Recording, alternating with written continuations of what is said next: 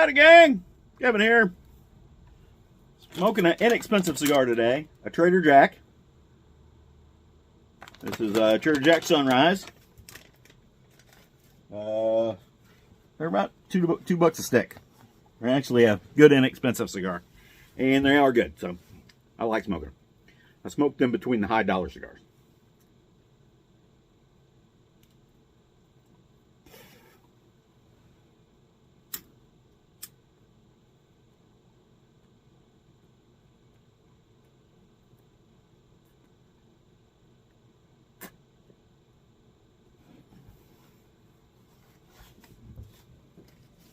And I think a little Angel's Envy today.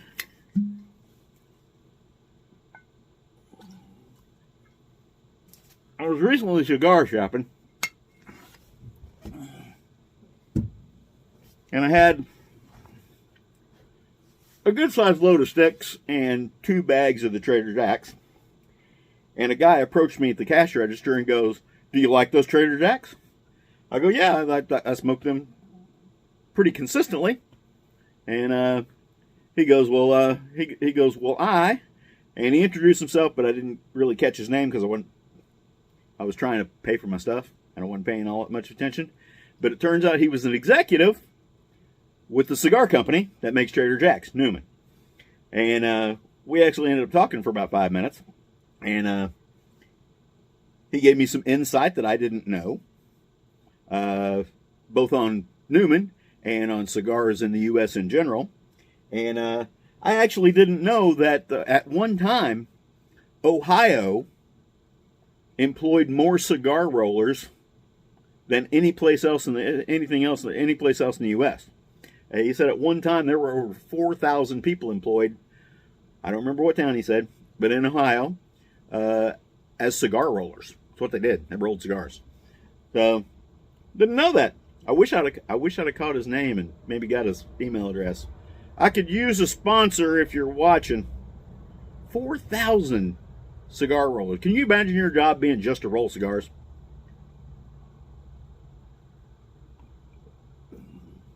Something weird in the bottom of my glass. Whiskey will kill it. I ain't worried. Anyhow, I have went down the internet rabbit hole, specifically YouTube, over the last few days, and actually explored the stuff that it suggests for me, which is a mistake because now I'm just going to get more of that stuff. But you guys have heard me say it before. Don't believe somebody just because they have a following. 2 videos that I watched actually this morning stick out in my mind, and I'm going to talk about them. So this is Don't Believe the Internet Experts. All right? This one channel had over 250,000 followers. And the video that caught my eye and came up in my suggested list was 50 must-have survival items for 2024, or something along those lines. I said, all right, let's see what I must have. So I let it play. And it became very clear that this was not a review of items. It was basically a 35-minute sales pitch for 50 things that you can buy on Amazon. And there were no negatives explored on any of these items, which we all know every item has positives and negatives about it. And I don't know what their definition of must-have is, because a lot of these items had nothing to do with survival, and there were definitely things that you could do without. In fact, I might actually buy a couple of them and see what they're all about, just so I can review them. Give you an honest review on what's good about them and what's bad about them. But it kind of amazed me that this video had hundreds of thousands of views. And I hope most of it was morbid curiosity like my view was. So, I got bad news for you. Don't believe the internet experts just because they have a following. There's a difference between looking at something and going, this thing is great, and here, let me read you why the manufacturer says it's great. because that's basically all this whole video was, hey, 50 things you can get on Amazon. You absolutely got to have a survival. I don't believe so. I've survived for 61 years without any of those things. I don't know. And another one, you guys know that I'm the plant guy, kind of, over at the Pathfinder School.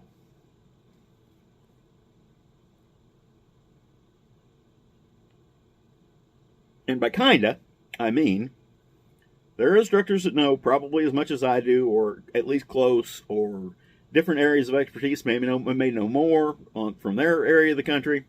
But there are folks over there besides me. So, and I know that. And there are a lot of folks on the internet that know a hell of a lot more than I do. With that being said,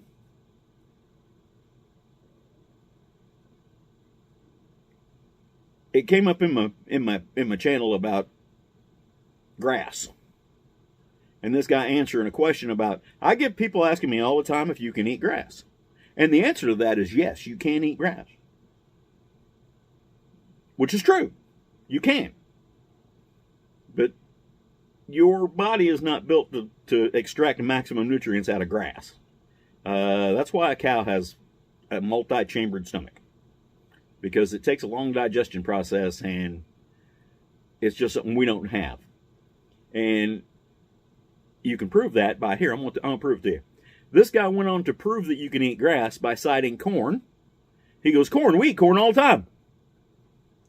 Yes, we do, Skippy. But we don't eat the foliage part. We eat the seed heads. So we're eating corn seed. We're not eating the corn plant itself. And even then, our bodies are not set up to digest seeds whole, even cooked. And you can prove that to yourself next time you eat a whole bunch of whole kernel corn and go to the bathroom. Take a look and see how much digestion went on. You know what I'm talking about. You know what I'm talking about. And this guy's a plant expert. He had a whole channel devoted to plants and doing plant videos and all kinds of stuff, and had a big following. Had a lot of views on all his videos. He also went on to say during this video, yes, you can eat grass. You know, we eat wheat all the time. Look at all the flour we eat. Once again, we're not eating the foliage. We are eating the seeds. And we're grinding up the seeds and using them to make other things. We're not just eating it straight.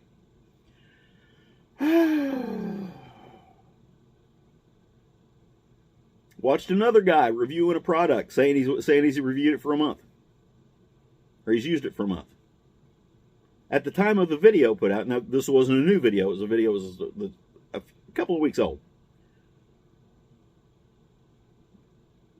And it's a product I happen to know pretty well.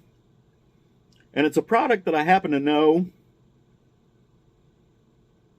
where all the prototypes are.